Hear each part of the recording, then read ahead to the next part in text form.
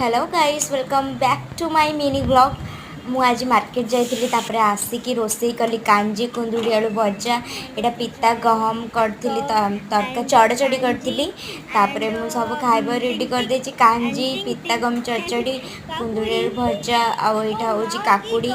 मझे गरम बहुत जोरे होता तो से लगी हाँ तापर खाऊ खाऊ मझे भी मोटू पतलू देखिबार मोर बहुत अभ्यास अच्छी तो मुझे सब फेसबुक रे देखी तो मुझे भाविली कि जेहेतु मुझे देखुची आपण मानक भी सेयार करदेवी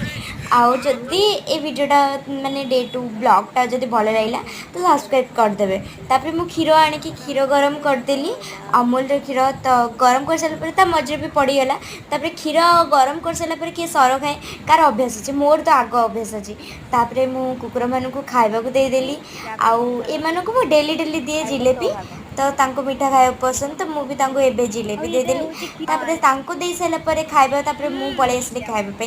एटा मामा गोटे नुआ डिजाइन पिठा बनै तो मुझे खाइली आ टेस्ट करके कहली केमती लगुच बहुत ही टेस्ट लगुला आउ तापर सो पड़ी गुड नाइट।